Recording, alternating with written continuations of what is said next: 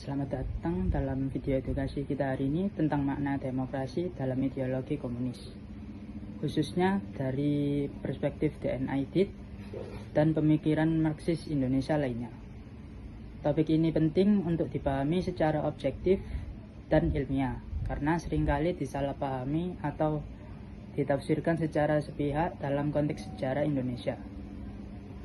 Dalam pembahasan kali ini, kita akan menggunakan referensi dari berbagai penulis Indonesia yang telah mengkaji Marxisme secara akademis, termasuk karya Frans Magnus Suseno, DNI DIT, terutama bukunya Menempuh Jalan Rakyat, yang diterbitkan tahun 1952. Tan Malaka, Nyoto, dan pemikiran lainnya. Frans Magnus Suseno dalam bukunya Dalam Bayang-Bayang Lenin menjelaskan bahwa selama 3/4 abad komunisme menjadi salah satu kekuatan politik abad ke-20 yang paling ditakuti, dan sepertiga umat manusia pernah hidup di bawah bayang-bayangnya. Untuk memahami fenomena ini, kita perlu mengkaji bagaimana konsep demokrasi dipahami dalam perspektif komunis Indonesia. Pertanyaan yang akan kita jawab adalah, apakah komunisme menolak demokrasi atau justru menawarkan konsep demokrasi yang berbeda dari demokrasi liberal yang kita kenal? Baik, selanjutnya adalah demokrasi menurut Aidit dari perspektif bukunya yang berjudul Menempuh Jalan Rakyat. Sebelum kita membahas teori-teori demokrasi komunis secara umum, mari kita pahami dulu bagaimana DNI DIT melihat demokrasi dalam konteks Indonesia. Ini penting karena Aidit tidak hanya mengulangi teori Marx atau Lenin, tetapi menerapkannya secara konkret pada situasi Indonesia tahun 1950-an. Dalam pidatonya yang kemudian dibukukan dengan judul buku Menempuh Jalan Rakyat pada tanggal 26 Mei 1952, Aidit menggambarkan kondisi Indonesia dengan sangat detail. Ia menyatakan bahwa tingkat penghidupan rakyat semakin merosot, pemecatan kaum buruh merajalela, bahaya kelaparan timbul di mana-mana, gerombolan Darul Islam masih menimbulkan korban, dan tekanan implementasi Amerika semakin keras untuk menyeret Indonesia ke dalam persiapan perang.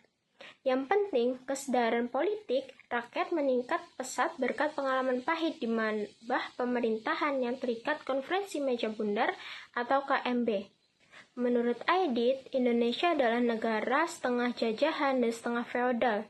Meskipun merdeka secara formal, namun masih terikat kepentingan asing melalui KMB dan struktur feodal tuan tanah yang menindas petani. Demokrasi parlementer yang ada hanya menguntungkan elit, sementara mayoritas petani dan buruh tetap tertindas. Aidit menawarkan konsep demokrasi rakyat. Dalam tulisannya, Jalan ke Demokrasi Rakyat bagi Indonesia tahun 1952, Aidit menjelaskan bahwa demokrasi rakyat adalah sistem di mana mayoritas rakyat seperti kaum buruh, petani, kaum terpelajar progresif benar-benar mengontrol jalan pemerintahan dan ekonomi, bukan hanya memilih wakil 5 tahun sekali, tetapi memiliki kontrol real atas kebijakan ekonomi dan politik.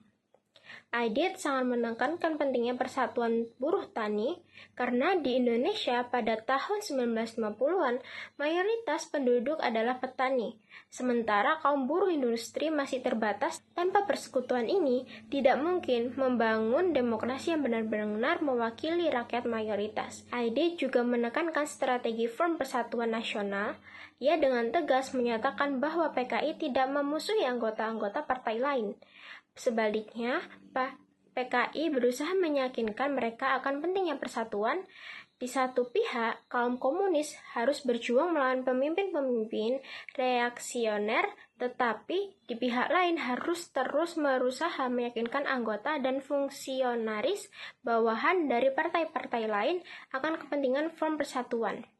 Front Persatuan ini mencakup kaum buruh, kaum tani, kaum terpelajar, ahli kebudayaan, kaum wanita, pemuda, dan borjuis nasional progresif, bukan untuk kepentingan segelintir elit. tetapi untuk mayoritas rakyat Indonesia. Aidit menyebut ini sebagai cara untuk mewujudkan Indonesia baru yang benar-benar merdeka, demokrasi, dan sejahtera. Jadi, bagi Aidit, demokrasi bukan berarti dominasi satu partai atau satu kelas secara eksklusif, melainkan persatuan berbagai kekuatan progresif untuk melawan implementasi dan feodalisme.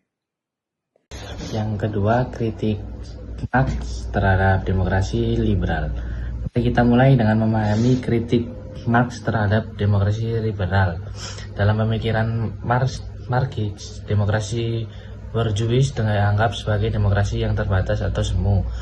Franz Magnus Scheuseno dalam bukunya Pemikiran Karl Marx dari Sosialisme Utopis ke Perselisihan Fascisme menjelaskan bahwa Marx melihat negara dalam masyarakat kapitalis sebagai instrumen kelas yang berkuasa. Meskipun ada institusi demokratis seperti pemilu dan parlemen, namun secara substansial kekuasaan tetap berada di tangan mereka yang menguasai alat-alat produksi. Magnus Suseno menulis bahwa menurut Marx, kebebasan politik yang dijanjikan oleh demokrasi liberal hanya bersifat formal. Rakyat memang mempunyai hak pilih, tetapi pilihan mereka, pendidikan, dan informasi dikuasai oleh kelas pemilik modal, sehingga kesadaran rakyat pun dibentuk untuk mengabdi kepentingan kapital. Dalam konteks Indonesia, Aidit menerapkan analisis ini dengan menyatakan bahwa Indonesia adalah negara setengah jajahan, setengah feodal, di mana demokrasi parlementer yang ada hanya menguntungkan segelintir elit dan tuan tanah, sementara mayoritas petani dan buruh tetap tertindas. Jadi, kritik komunis bukan menolak demokrasi itu sendiri, melainkan menolak demokrasi yang hanya menguntungkan segelintir orang kaya sambil mengabaikan mayoritas rakyat pekerja. Lalu, apa alternatif yang ditawarkan? Jawabannya adalah demokrasi kolateral atau demokrasi rakyat. Magnus Suseno menjelaskan pemikiran Lenin bahwa demokrasi kolateral adalah demokrasi untuk mayoritas yang luas, yaitu kaum pekerja dan petani. Lenin membedakan ini dengan demokrasi bourgeois, yang menurutnya adalah demokrasi untuk minoritas kaya. Setelah revolusi, kaum proletariat membentuk apa yang disebut kediktatorat proletariat. Magnus Suseno menegaskan bahwa istilah kediktatoran ini di sini sering disalahpahami. Yang dimaksud bukan kediktatoran satu orang, melainkan kediktatoran satu kelas, yaitu kelas pekerja, untuk menekankan perlawanan dari kelas bourgeois yang sebelumnya berkuasa.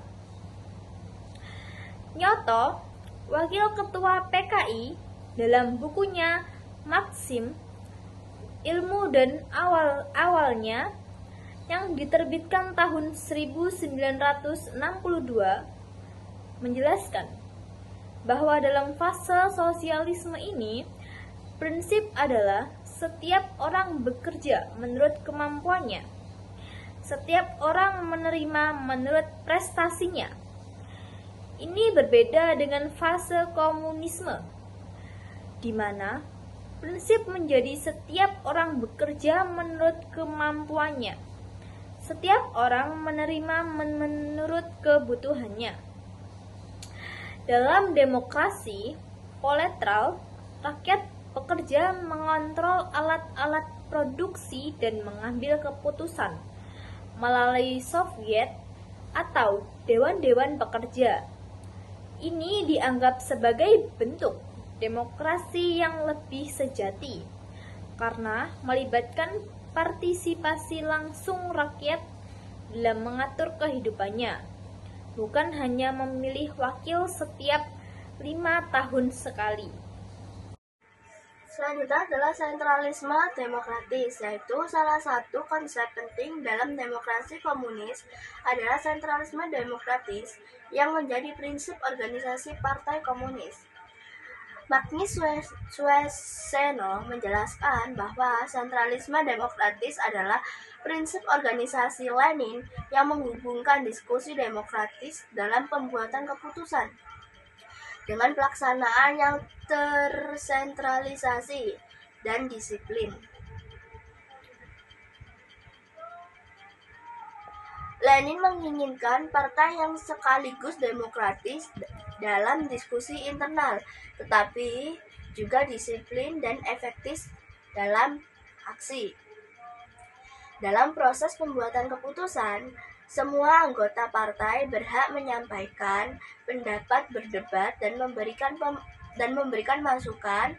Namun, setelah keputusan diambil melalui mekanisme demokratis, maka seluruh anggota wajib melaksanakan keputusan tersebut secara disiplin. Bahkan jika mereka sebelumnya tidak setuju, DNA Edit dalam penulisan menekankan bahwa prinsip ini diterapkan di PKI untuk menjaga kesatuan partai. Namun, Magnus Suesno mengkritik bahwa dalam praktek aspek sentralisme sering mendominasi aspek demokratis yang terjadi adalah konsentrasi kekuasaan di tangan pemimpin pusat, sementara prinsip demokratis dari bawah menjadi terbatas. Tan Malaka, tokoh komunis Indonesia yang independen, juga pernah mengkritik penerapan sentralisme demokratis yang terlalu kaku dan mengabaikan kondisi konkret Indonesia. Dalam bukunya Madilog, ia menekan pentingnya dialektika menyesuaikan teori dan realitas lokal. Jadi saya akan menjelaskan tentang demokrasi dalam masyarakat komunis. Bagaimana dengan demokrasi dalam masyarakat komunis yang terwujud penuh? Magnus Sueseno menjelaskan bahwa Marx membayangkan pada fase komunisme penuh dengan negara akan layu atau menghilangnya dengan sendirinya. Mengapa? Karena menurut teori Marxis, negara juga pada dasarnya adalah alat penindas satu kelas terhadap kelas lain. Ketika pembagian kelas sudah tidak ada lagi, maka fungsi penindasan negara juga tidak diperlukan. Giotto dalam Marxisme, ilmu dan amalnya menjelaskan perbedaan antara sosialisme dan komunisme dalam masih ada upah berdasarkan prestasi kerja. Jenisme didistribusi berdasarkan kebutuhan. Dalam fase komunisme ini, masyarakat akan mengatur dirinya sendiri secara demokratis atau aparatur yang terpisah. Demokrasi dalam masyarakat komunisme dibayangkan sebagai demokratis, partisipatif yang paling penuh. Semua yang warga negara terlihat langsung dalam pengambilan keputusan yang menyangkut kehidupan bersama. Tidak ada lagi antara pembagian yang memerintah dan yang diperintahkan.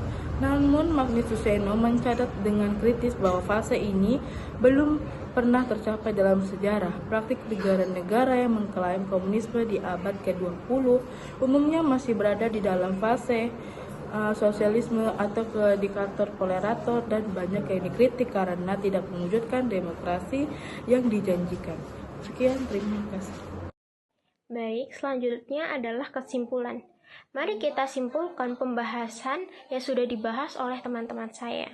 Yang pertama, dalam teori, komunisme tidak menolak demokrasi. Justru sebaliknya, komunisme mengkritik demokrasi liberal sebagai demokrasi yang terbatas dan menawarkan visi demokrasi yang lebih luas. Demokrasi proletar yang melibatkan kontrol langsung rakyat atas ekonomi dan politik.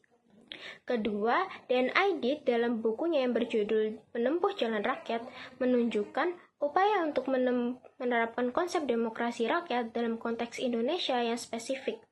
Ia menekankan pentingnya form persatuan nasional, aliansi buruh tani, dan perjuangan melawan implementasi serta feodalisme sebagai jalan menuju demokrasi yang sesungguhnya.